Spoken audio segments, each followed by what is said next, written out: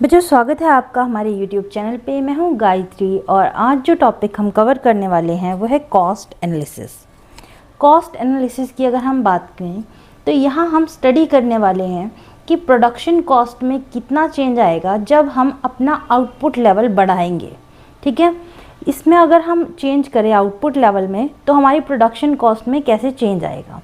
अब हम total cost की बात करें तो यहाँ पे हम इस कॉस्ट को दो पार्ट में डिवाइड कर सकते हैं। एक है हमारी फिक्स्ड कॉस्ट, एक है हमारी वेरिएबल कॉस्ट।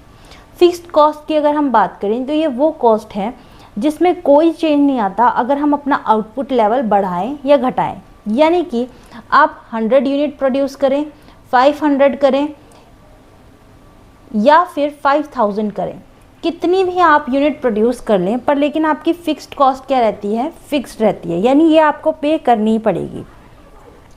अब वेरिएबल कॉस्ट क्या होती है?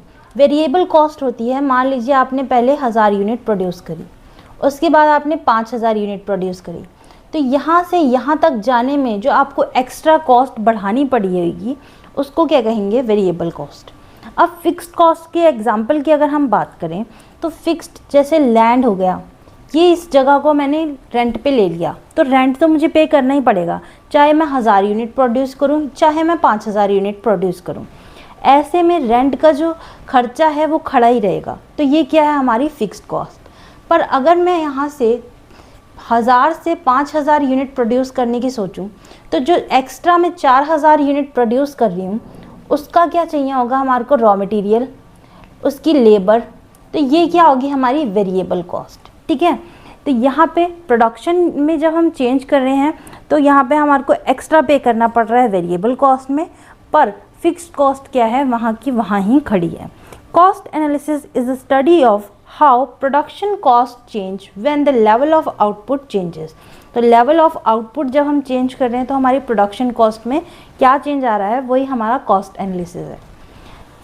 अब ये फर्म को हेल्प किया किस चीज़ में करता है, डिसाइड ऑप्टिमल प्रोडक्शन लेवल। तो एक्चुअल में ऑप्टिमल प्रोडक्शन लेवल जो है उसको डिसाइड करने में ये हमारे को हेल्प करता है। कॉस्ट कंट्रोलिंग में काम करता है, प्रॉफिट मैक्सिमाइजिंग में काम करता है, then compare different production alternative, और डिफरेंट ऑल्टरनेटिव्स को सिलेक्ट करने में भी ये हमारे काम आता है। ठीक है, कॉस्ट की टाइप्स देख लेते हैं। तो टाइप्स ऑफ कॉस्ट है हमारे पास fixed cost that do not change with output must be paid even if production is zero. Production अगर हम ज़ीरो भी कर दें तो हमें ये पे करनी ही पड़ेगी और आउटपुट के साथ कोई चेंज नहीं आ रहा है।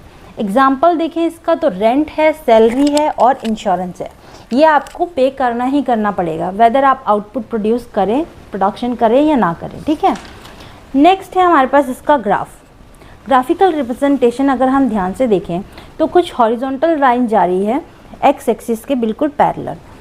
ठीक है, तो ये क्या होगी, हमारी टोटल फिक्स्ड कॉस्ट। यहाँ हमने आउटपुट की यूनिट ली है, यहाँ पे हमने कॉस्ट ली है, और ये हमारी हो गई फिक्स्ड कॉस्ट। तो एक तो ये हॉरिजॉन्टल लाइन है। Then constant behaviour with output, तो यहाँ पे जो आउटपुट के साथ बिहेवियर है इसका क्या रह रहा है, कांस्टेंट रह रहा है, कोई प्रोडक्शन में चेंज होने से इसमें चेंज नहीं आ रहा। वेरिएबल कॉस्ट की अगर हम बात करें तो cost that change with output, जैसे जैसे हम हमारी आउटपुट बढ़ाएंगे वैसे वैसे हमारी कॉस्ट बढ़ेगी। ठीक, एग्जाम्पल अगर हम देखें तो रॉ मटेरियल, लेबर वेजेस, ये क्या हो गए, वेरिएबल कॉस्ट के एग्जाम्पल। ग्राफिकल रिप्रेजेंटेशन की अगर हम बात करें तो यहाँ हमने आउटपुट ले ली है और यहाँ हमने ले ली है कॉस्ट। ठीक है, तो ग्राफ कुछ इस तरीके से जाएगा, अपवर्ड स्लोपिंग है, साथ ही साथ इंक्रीज विद आउटपुट लेवल, जैसे जैसे यहाँ पे आउटपुट लेवल इंक्रीज हो रहा है कॉस्ट भी बढ़ रही है। ठीक है, नेक्स्ट है हमारे पास टोटल कॉस्ट की अगर हम बात करें तो हम सिंपली फिक्स्ड कॉस्ट और वेरिएबल कॉस्ट को एडअप कर लेंगे तो यहाँ हमारी टोटल कॉस्ट निकल के आ जाएगी। इसका अगर हम ग्राफिकल रिप्रेजेंटेशन देखें तो ये क्या है, कुछ शेप तो करती है वेरिएबल कॉस्ट की तरह, पर लेकिन स्टार्ट कहाँ से होती है, फिक्स्ड कॉस्ट के लेवल से। देखो शेप इसकी तरह है, पर स्टार्ट कहाँ से हो रही है, फिक्स्ड कॉस्ट के लेवल से। Starts from level of TFC, upward sloping like TVC। तो वेरिएबल कॉस्ट की तरह दिखती है बट स्टार्ट होगी फिक्स्ड कॉस्ट के लेवल से। Short run cost curve, short run की अगर हम बात करें तो यहाँ पे सबसे पहले तो एक फैक्टर क्या होगा, फिक्स्ड होगा। जनरली वो फैक्टर कौन सा होगा, कैपिटल, ठीक है। और law of variable proportion apply होगा। लॉ ऑफ वेरिएबल प्रोपोर्शन क्या कहता है कि जैसे जैसे मैं वेरिएबल फैक्टर को फिक्स फैक्टर के साथ जोड़ते जाएंगे तो पहले आउटपुट इंक्रीज होगा at increasing rate, then increase होगा एट डिक्रीजिंग रेट, और फिर डिक्लाइन हो जाएगा। तो ये लॉ ऑफ वेरिएबल प्रोपोर्शन है, ठीक। ये दोनों यहाँ पे क्या होंगे, अप्लाई होंगे। अब इसमें कौन कौन से की कर्व्स हैं हमारे पास, average fixed cost, average variable cost, average total cost और हमारी marginal cost. Average fixed cost की अगर हम बात करें, सिंपली हम फिक्स्ड कॉस्ट लेंगे, डिवाइड कर देंगे आउटपुट से, वेरिएबल कॉस्ट लेंगे, डिवाइड कर देंगे आउटपुट से, और अगर हम टोटल कॉस्ट की बात करें तो टोटल कॉस्ट लेंगे और डिवाइड कर देंगे आउटपुट से। पर मार्जिनल कॉस्ट कर्व की अगर हम बात करें तो यहाँ पे जितना चेंज आया है टोटल कर्व में, टोटल कॉस्ट में, और जितना चेंज आया है हमारे आउटपुट लेवल में, उसको क्या कर देंगे, डिवाइड कर देंगे। तो ये हो गया हमारा मार्जिनल कॉस्ट, ठीक है। अब ग्राफिकल रिप्रेजेंटेशन देख लेते हैं और साथ ही साथ इसकी प्रॉपर्टीज़ देख लेते हैं। ग्राफिकल रिप्रेजेंटेशन देखिए शॉर्ट रन कॉस्ट कर्व का कैसे है। ATC क्या है, यू शेप्ड है, ठीक है। और जो मार्जिनल कॉस्ट कर्व है इसको अगर हम ध्यान से देखें तो ये राइज कर रहा है जैसे जैसे हमारा आउटपुट का लेवल बढ़ रहा है। आउटपुट बढ़ रहा है तो ये भी राइज कर रहा है, ठीक है। और ATC को कहाँ कट कर रहा है, उसके बॉटम पे। प्रॉपर्टीज देखिए, marginal cost curve rises as output increases. तो जैसे जैसे आउटपुट इंक्रीज हो रहा है हमारी मार्जिनल कॉस्ट कर्व भी राइज कर रही है। Then average total cost curve is U shaped. तो हमारा एवरेज टोटल कॉस्ट कर्व क्या है, यू शेप्ड है। And marginal and average total cost intersect at bottom of the average total cost curve. ये एवरेज टोटल कॉस्ट कर्व का bottom है और यहाँ पे ये इंटरसेक्ट करते हैं, ठीक है।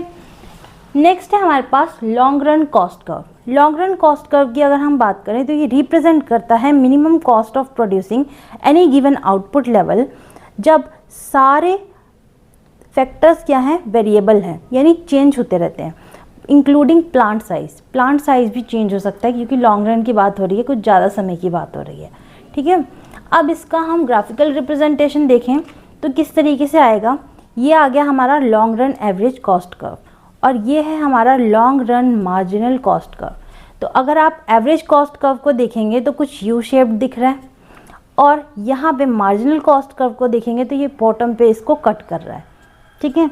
अब ये जो यू शेप आ रही है ये किस वजह से आ रही है, जब हमने आउटपुट बढ़ा रहे हैं यहाँ पे तो कॉस्ट क्या हो रही है, डिक्रीज हो रही है। इस पोर्शन में नीचे की तरफ आ रही है कॉस्ट। फिर ये जो फ्लैट एरिया है ये क्या दिखा रहा है कि हम कॉस्ट अपनी जो प्रोडक्शन है उसको बढ़ा रहे हैं पर हमारी कॉस्ट में कोई चेंज नहीं आ रहा। और यहाँ पे ये जो पोर्शन है ये क्या दिखा रहा है कि हम अपनी प्रोडक्शन बढ़ा रहे हैं तो हमारी कॉस्ट बढ़ रही है, ठीक। ये जो अंदर इसके है short run average cost curves हैं, ये क्या रहते हैं, टेंजेंट रहते हैं long run average cost curve को, यानी एक पॉइंट पे टच करते हैं, ठीक है। प्रॉपर्टीज देख लेते हैं लॉन्ग रन कॉस्ट कर्व की। No fixed cost curve. In long run all inputs are variable, therefore long run total cost curve begins from the origin.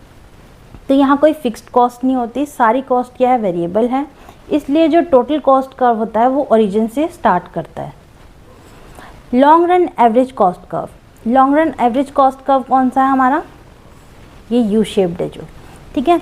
इसकी अगर हम प्रॉपर्टीज़ की बात करें, सबसे पहले तो ये प्लानिंग कर्व और एनवेलप कर्व कहलाता है। शो करता है the lowest AC for each output level. तो लोएस्ट AC शो करता है for each output level. It connects the minimum points of short run average cost curve. तो यहाँ पे हमने देखा कि उसके बीच में क्या बन रहे हैं, short run average cost curves बन रहे हैं जो कि क्या है, उसको टेंजेंट हो रहे हैं, यानी किसी एक पर्टिकुलर पॉइंट पे उसको इस तरीके से टच करके जा रहे हैं बस। U shape driver. U shape क्यों आ रही है, कुछ ऐसी शेप आ रही है हमारे long run average cost curve की। ये क्यों आ रही है, यहाँ जो स्टार्टिंग में पॉइंट है, स्टार्टिंग में जो स्टेज है वो इकोनॉमीज ऑफ स्केल की है, यानी कि जब हम प्रोडक्शन लेवल बढ़ा रहे हैं तो हमारी जो कॉस्ट है वो कम हो रही है। देन है ये stage constant return to scale की, यानी कि हम प्रोडक्शन लेवल बढ़ा रहे हैं तो हमारी जो कॉस्ट है वो उतनी ही रह रही है। नेक्स्ट है डिसइकोनॉमिक्स ऑफ स्केल की। तो ये जो इस तरीके से जा रही है, ये लास्ट स्टेज है डिसइकोनॉमिक्स ऑफ स्केल की। हम प्रोडक्शन लेवल बढ़ा रहे हैं तो हमारी कॉस्ट क्या हो रही है, इंक्रीज हो रही है। ठीक है, इस वजह से ये क्या हो रहा है, यू शेप बन रहा है। नेक्स्ट है long run marginal cost curve. Long run marginal cost curve की अगर हम बात करें तो जो एक एक्स्ट्रा यूनिट प्रोड्यूस करने पे हमारे को कॉस्ट पड़ रही है वो हम इसमें रिप्रेजेंट कर रहे हैं। The added cost of producing an additional unit when all inputs are variable. बाकी के सारे फैक्टर्स वेरिएबल हैं और एक एक्स्ट्रा यूनिट हम प्रोड्यूस कर रहे हैं। The long run marginal cost intersect the long run average cost curve at its minimum point. तो जहाँ पे बिल्कुल क्या हो जाता है, ये जो है long run average cost curve है कुछ इस तरीके से जाता है और ये हमारा एमसी कुछ ऐसे कट करता है। तो यहाँ पे ये क्या है, लॉन्ग रन एवरेज कॉस्ट क्या है, बिल्कुल एकदम मिनिमम पॉइंट पे है। ठीक है, कंक्लूजन की अगर हम बात करें तो it can be concluded that short run cost curve used for cost analysis when at least one factor is fixed while long run cost curve is used when all factors are variable। तो यहाँ short run में एक factor fix है पर long run में क्या है, सारे फैक्टर्स वेरिएबल हैं, तब हम कॉस्ट एनालिसिस को यूज़ करते हैं। ठीक है, तो ये था हमारा टॉपिक कॉस्ट एनालिसिस का। आई होप आपको समझ आया होगा। Thank you.